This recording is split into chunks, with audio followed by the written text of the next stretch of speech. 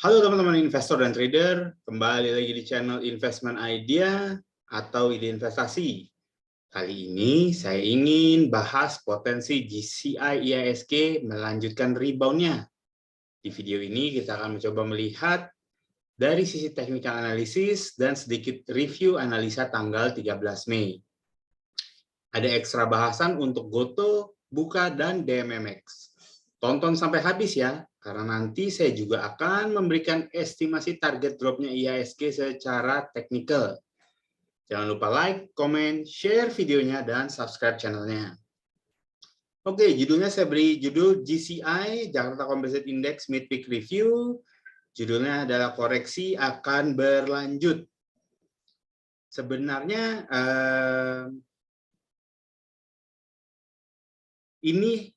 GCI ini hanya sedang melakukan technical rebound. Jadi saya meyakini koreksi akan berlanjut dan saya akan memberikan gambarannya kepada teman-teman sekalian. Oke, kita mulai. Jadi IHSG GCI sell in May and go away. Ini ada di video saya di GCI sell in May and go away. Kami sudah memprediksikan saya sudah memprediksikan pada saat indeks itu masih di level 7.000 dan indeks ini masih terus naik sampai dengan 7.300, saya sudah memprediksikan bahwa bottoming IHSG ada pada dua level, yaitu pada level 6.490 sama ada di level 6.217. Jadi ini adalah target bottom IHSG di tahun 2022. Diestimasikan pada level-level ini.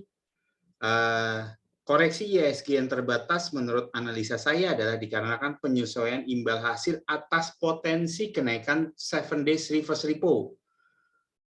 Tapi kenapa dia turunnya kecil? Karena proyeksi PDB Indonesia yang masih akan meningkat untuk tahun 2022. Jadi saya kemarin ngelihat beberapa video masih ngebahas IHSG crash, IHSG bottoming. Ya, sekarang kita mau mencoba ahead of the curve, mendahului kurva dengan memberikan estimasi bottoming-nya IHSG. Nanti link video akan saya berikan di atas. Oke, kemudian pada 13 Mei, saya sudah sedikit menyebutkan mengenai adanya rebalance index, MSCI 2022 Semi-Annual Index. Announcement date-nya tanggal 11, effective changes-nya akan tanggal 31 Mei, di mana ini listnya, pasti teman-teman juga sudah mendapatkan bahasan list dari broker-broker. Kemudian ini untuk yang global standard index list-nya. Kemudian untuk yang MSCI small cap index list, kemarin yang kita bahas hanya ada 3 yang kita bahas, BBB, BRMS, sama MTDL. ESA juga sebenarnya ini saham kesukaan saya, tetapi saya cenderung tidak membahas saham-saham yang sudah berada di atas, karena biasanya upside-nya limited. Meskipun mereka masuk ke dalam MSCI May Semi-Annual Index. Oke, berikutnya agenda untuk 18 Mei beserta 13 Mei review. Kita akan bahas IHSG GCI, kita akan bahas juga Unilever, BRMS, MTDL, BBYB, ASA, Bevin, Buka, Goto, DMMX, dan BBHI. Ya, ini soalnya saya mengikuti ada beberapa masukan dari teman-teman semua. Kalau ngebahas, Mas, kalau bisa sekalian beberapa, mungkin karena saya kan kalau nge-review fundamental itu kan saya harus buat materinya agak lama, dan mungkin saya rilisnya itu biasanya 1 minggu 3 kali, tetapi ya kalau nge-review technical biasanya bisa lebih cepat ya. Jadi ya ini kita berenteng nih reviewnya semuanya. Oke, mari kita mulai dengan GCI. Ya, ini pertanyaan mungkin, bagaimana kalau telat cut loss atau take profit, bagaimana? Nah, kita akan mulai dengan IHSG GCI-nya. yaitu IHSG atau GCI. Pada 13 Mei saya memprediksi akan terjadinya rebound. Sebenarnya rebound ini diprediksi juga dari video kita tanggal 12 Mei ya. Ini tolak ukurnya. Dia akan mantul di level 6.528. Teman-teman bisa lihat ya, dia memang mantul di level 6.528. Ini saya memakai teknik Fibonacci projection. Kemudian saya estimasi ya, kalau kita ikutin, saya coba sebentar ini. Saya coba lihat dulu sebentar, teman-teman. Bagaimana kondisi sekarang untuk IHSG-nya.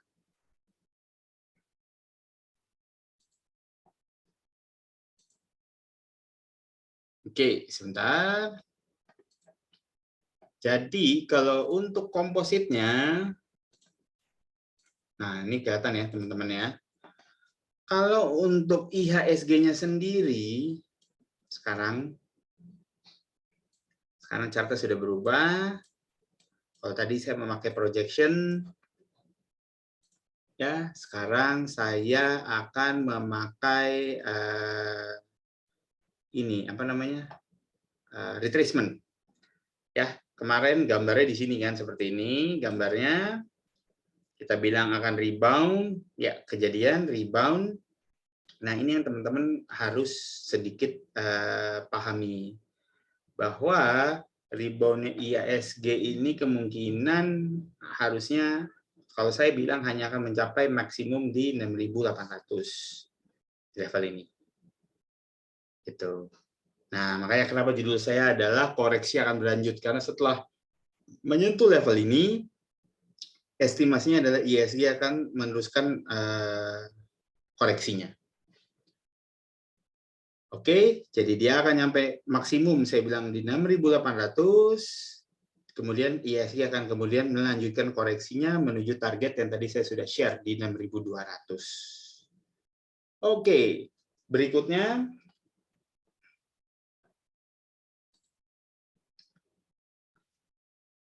nih teman-teman. Kalau tadi IHSG, GCI,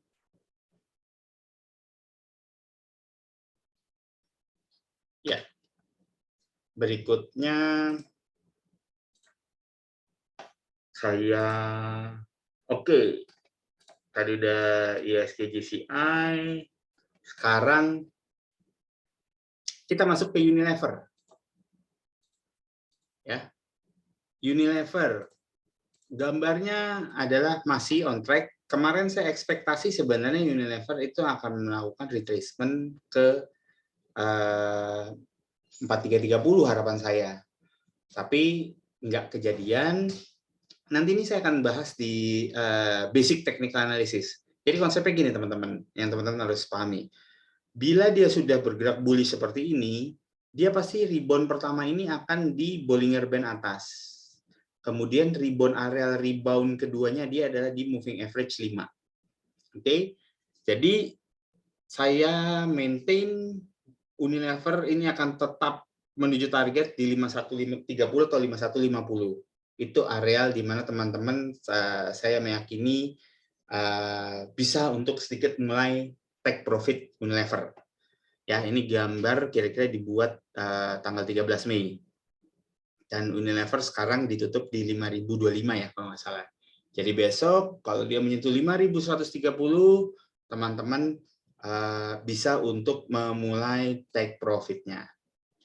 Oke, kemudian BRMS.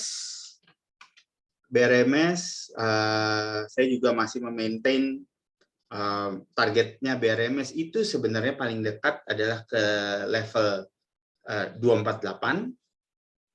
Saya cek dulu nih berapa BRMS hari ini. Soalnya ini kan saya menggunakan chart tanggal 13 Mei. BRMS.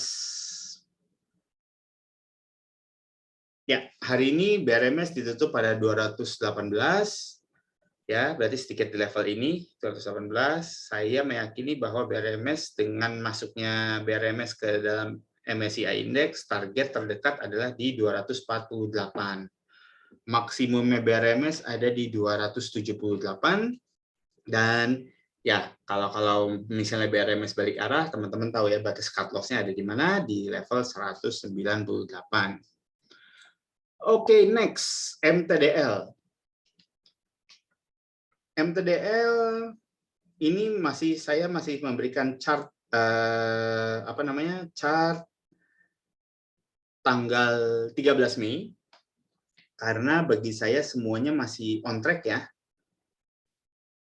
Semuanya masih on track ini, yaitu bahwa MTDL saya berikan target bahwa MTDL masih harus melewati ke 750 ya. Ini levelnya 750 targetnya, karena MTDL juga masuk ke Morgan Stanley Composite Index ya.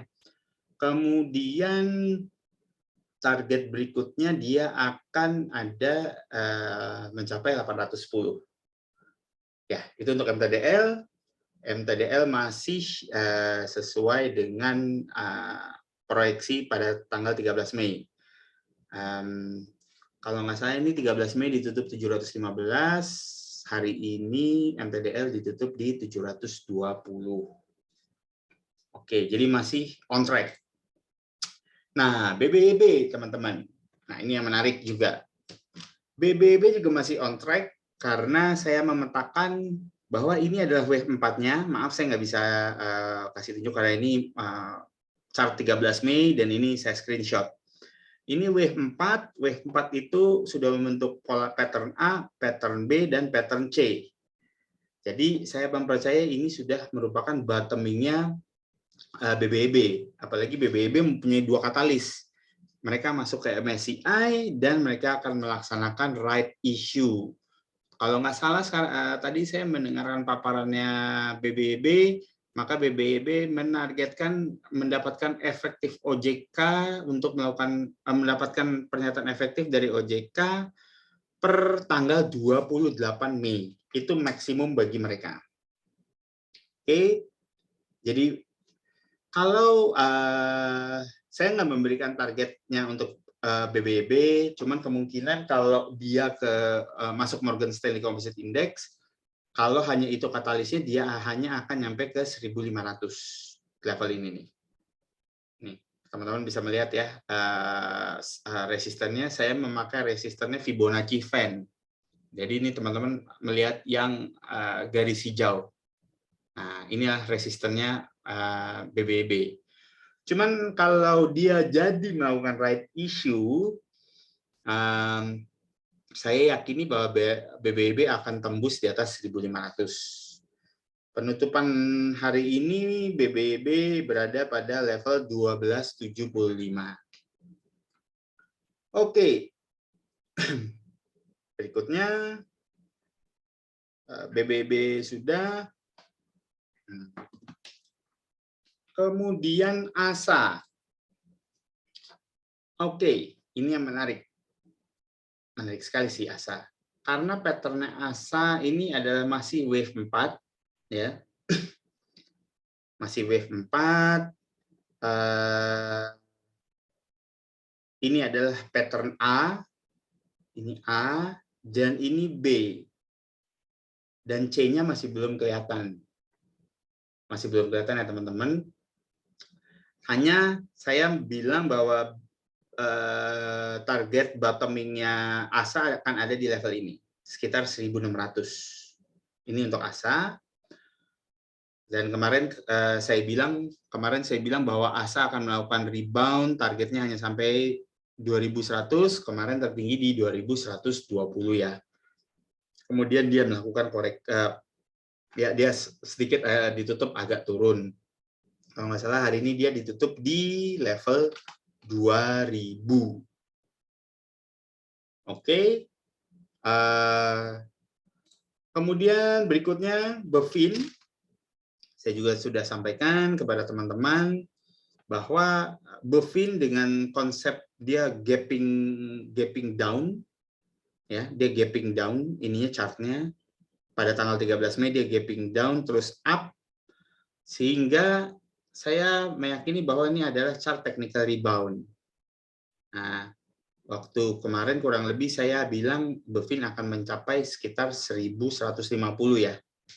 Dan sekarang Bevin sudah mencapai chartnya di 1150. Untuk bottom Bevin saya masih belum menghitung berapa potensi kemungkinan Bevin akan melakukan bottoming-nya, tapi kurang lebih ada di level, ya intinya saya masih melihat level 1040 adalah level bottoming-nya Bevin. Oke, kemudian ya lepas dari sini, ini saya akan kasih lihat kepada teman-teman Bevin, ya. Kemarin saya bilang dia akan ke 1150. Ya, di sini levelnya, Bevin. Dan hari ini ditutup di level 1150 untuk hari ini. Oke, tadi BBB sudah, ya. Ini chart real time-nya untuk teman-teman bisa lihat. BBB sudah. Intinya BBB tidak ada perubahan dari saya. Yang menarik yang saya ingin bahas dengan teman-teman adalah Bukalapak. Kemarin ada pertanyaan dari investor, dia bilang dia levelnya ada di level 700. Dia mau masuk average down.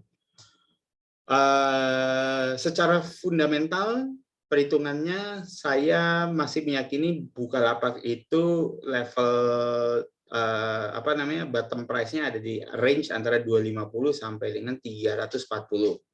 Tapi karena ini adalah technical analysis, saya mencoba memakai pendekatan Elliott Wave. Intinya konsepnya seperti ini kalau saya kecilin, ya. Ini wave satunya Bukalapak, ini wave 2-nya, dan ini wave yang panjang ini adalah wave 3, ini wave 3-nya. Ini teman-teman yang paham Elliott Wave, mohon koreksinya ya. Karena saya juga ini belum terlalu bagaimana dengan Elliott Wave. Masih banyak trial error-nya, tapi semoga ini benar kejadian. Setelah wave 3 dari Bukalapak lalu naik melakukan wave 4-nya dengan melakukan pattern A, kemudian pattern B, dan pattern C. Nah, seharusnya ini akan menjadi wave 5-nya Bukalapak. Nah, kalau menjadi wave 5, maka level terendah 258 itu harus ditembus oleh Bukalapak. Jadi, kalau melihat estimasinya dan melihat IISG masih akan terkoreksi, level pertama saya melihat Bukalapak akan ke level 236. Ya, ada dua pilihan nih. Di level 236 atau kalau yang mau sedikit overshoot Bukalapak akan ke level 184. Itu makanya kemarin ada teman yang bertanya, ada komen yang bertanya mengenai kapan harus averaging down. Saya tidak menyarankan averaging down di Bukalapak. Better tunggu sampai Bukalapak bergerak di atas moving average 20. Nah ini nih, moving average 20-nya Bukalapak. Nah nanti kalau dia sudah bergerak di atas moving average 20 yang warna merah, maka teman-teman baru bisa melakukan namanya averaging up kalau di dalam technical analysis.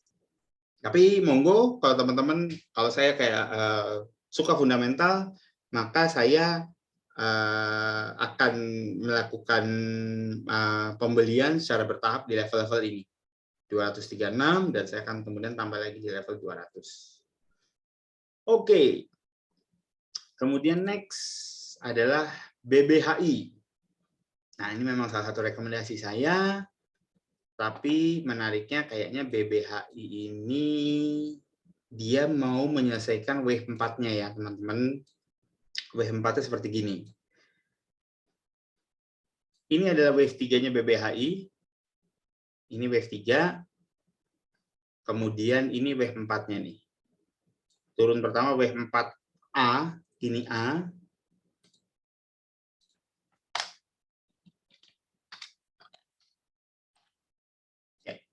Ini A-nya. Kemudian ini B-nya.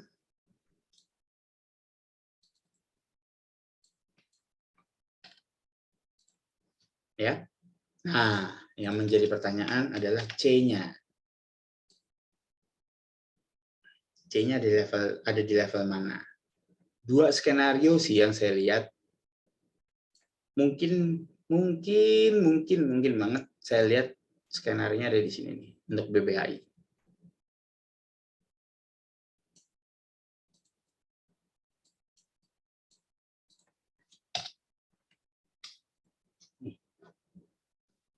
Nah, BBHI akan mungkin saya lihatnya akan bergeraknya seperti ini.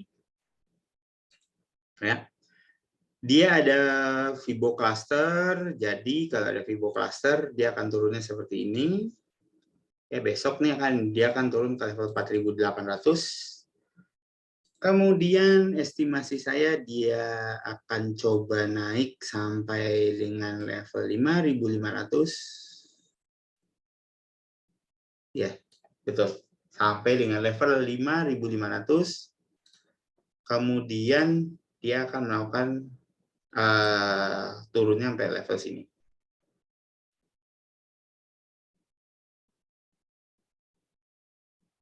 Sebentar. Mungkin live di sini ya. Sorry teman-teman, saya pindahin. Saya melihat kemungkinan besar bottoming-nya BBHI akan di level 4.400. Karena ini adalah aku melihatnya nih 1, 2, ini 3, ini 4, ini 5. Jadi wave A, B, C. Ini wave 4-nya ya. Nah, nanti kalau udah selesai dari wave 4-nya ini, maka BBHI akan melakukan ini. Dia akan terbang. Gitu. Oke, itu untuk BBHI.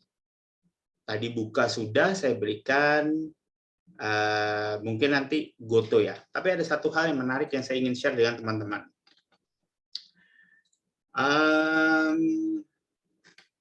Ya, ini adalah grup WhatsApp saya, karena tadi saya share infonya.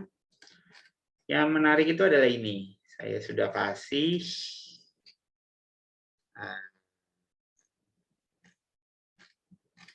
mana ya?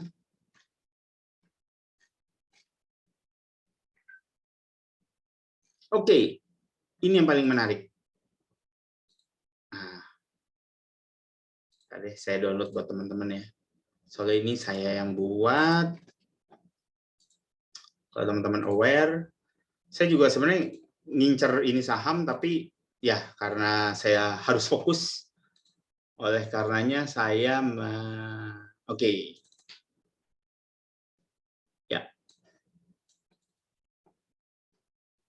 Ini buat teman-teman. Kelihatan nggak nih ya?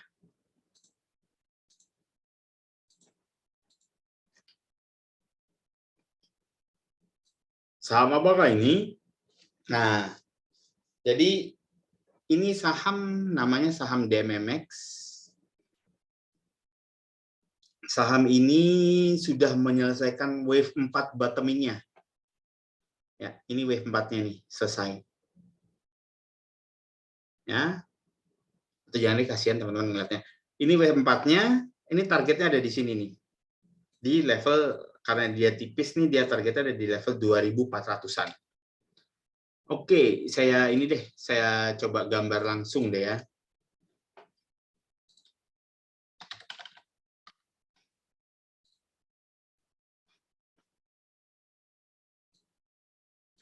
Ini dia.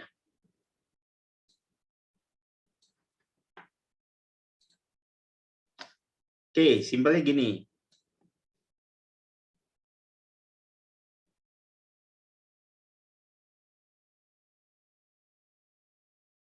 Ini wave 4, ini wave 3-nya dari DMMX. Kemudian ini adalah wave A-nya. Ini wave A-nya. Kemudian ini adalah wave B-nya.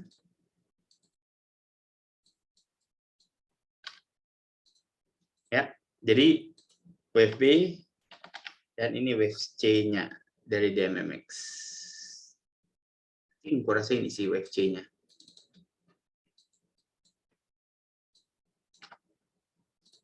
Ya.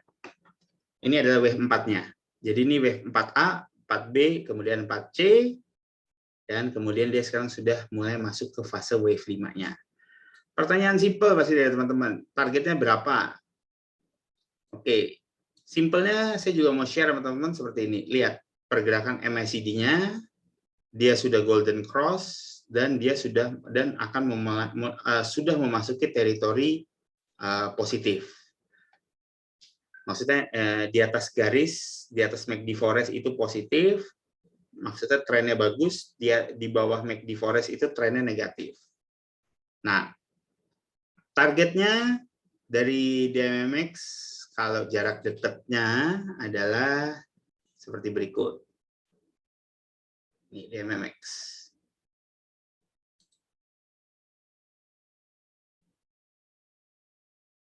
Ya, ini ya, teman-teman. Saya gedein deh buat teman-teman. Target panjangnya DMMX, target pendeknya DMMX ada di 2400. Ya, DMMX ini target pendek, jangka pendeknya di 2400.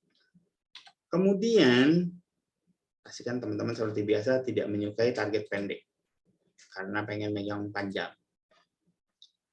Estimasi target pendeknya estimasi target panjangnya DMMX itu akan berada di level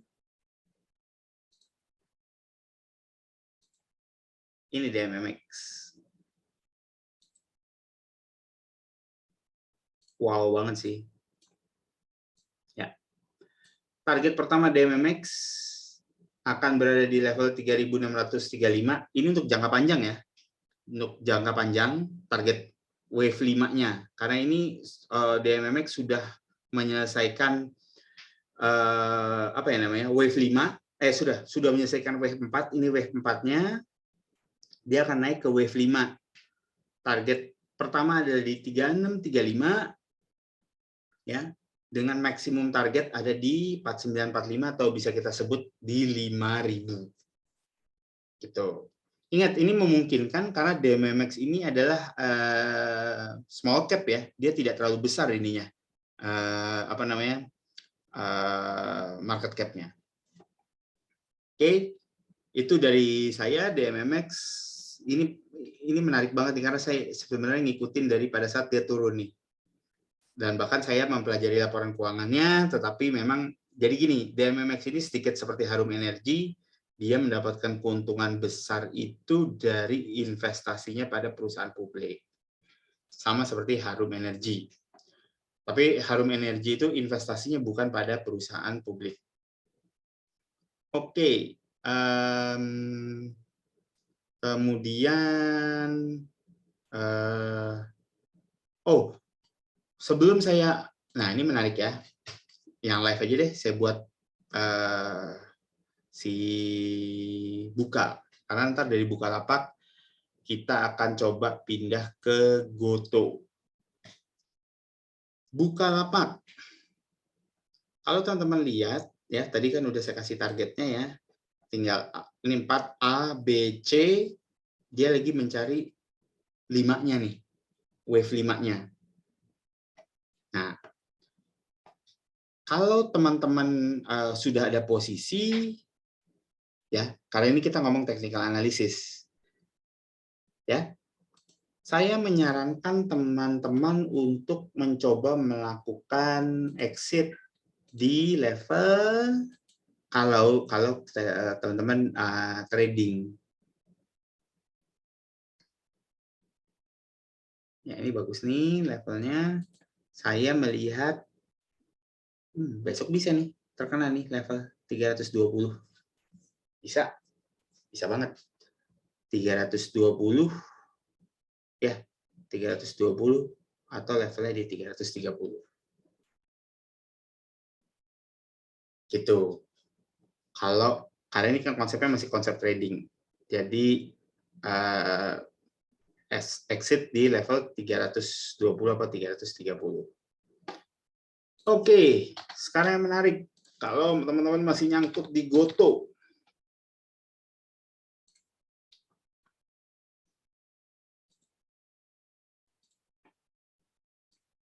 Goto memang hari ini mengalami technical rebound ya. Kita coba petain secara elliott wave. Saya ngelihat ini wave 1. Turun nih wave 1. Ini adalah wave 2.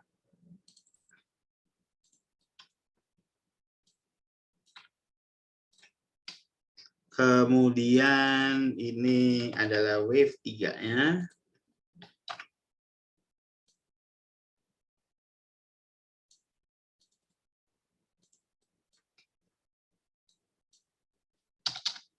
Pesta masih belum kelar ternyata.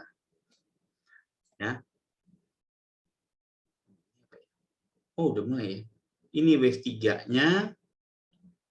Ya. Kemudian si Goto ini harus melakukan kalau saya coba buat mungkin seperti ini ya. Ini kan wave 2, kalau saya tarik garis ada di level ini.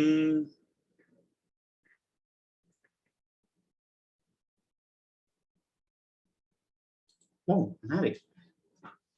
Oke.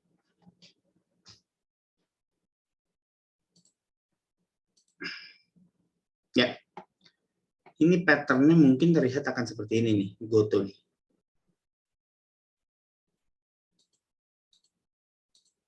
Ya, kita lihat aja ya. Wah, menarik nih, udah disediain. Ya, Goto kemungkinan sampai 305. Kemudian dia akan turun 3, 4 ya, dia akan turun ke sini. Atau dia mungkin ngebuatnya gini ya. Jadi dia akan ngebuat pattern A.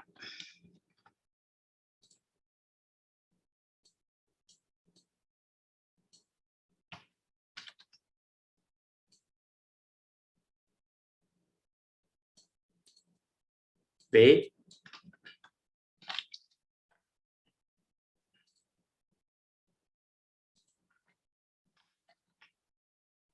Mungkin dia level ini dia akan buat lagi C.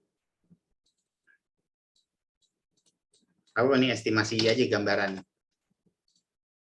Karena tetap kita harus ikutin tetap chart per kita tetap harus ngikutin chart per nanti setiap perkejadian. Oke, kemudian baru dia akan menyelesaikan dari wave 5-nya di sini. Ini estimasinya nih. Kalau saya coba tarik garisnya dari sekarang, ya misalnya, misalnya saya tarik garisnya dari sekarang, maka proyeksinya Goto, wow menarik nih. Let's say di sini deh. Saya coba tarik ya.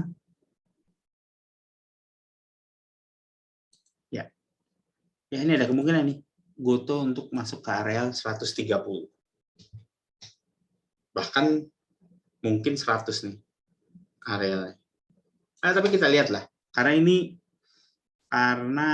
ini masih sangat tergantung dari tingginya si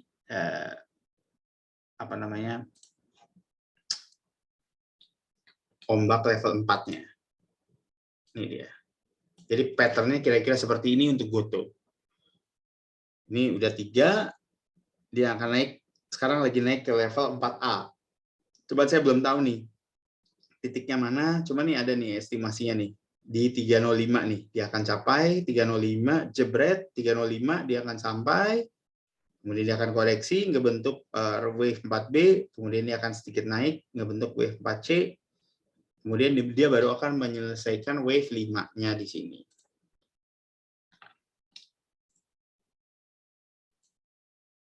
Nah, ini dia wave 5-nya.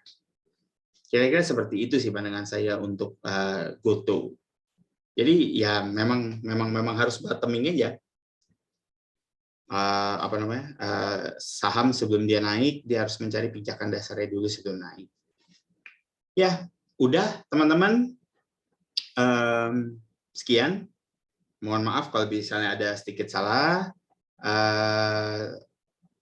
Mohon masukannya dan mohon koreksinya juga bila teman-teman melihat atau memahami technical analysis atau ada kritik dan komen, tolong diberikan di tolong teman-teman berikan di kolom komennya, terutama untuk cara penggunaan Elliott Wave yang saya pakai. Oke.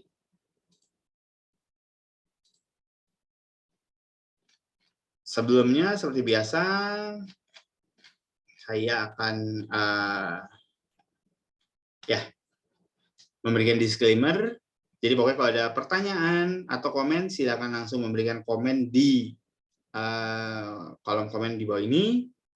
Kemudian disclaimer informasi oleh di investasi adalah saya saat ini ada yang mempunyai posisi pada beberapa saham-saham yang dibahas, tetapi saya tidak terafiliasi dengan perusahaan terbuka maupun perusahaan sekuritas manapun. Data yang disajikan adalah data publik yang dapat diakses oleh masyarakat umum. Target price dan asumsi diolah oleh saya berdasarkan interpretasi saya atas data umum yang ada. Oke, terima kasih telah menonton sampai akhir. Semoga selalu bisa tetap cuan. Jangan lupa like, komen, share videonya, dan subscribe channelnya. Dan tunggu saya video berikutnya. Salam ide investasi.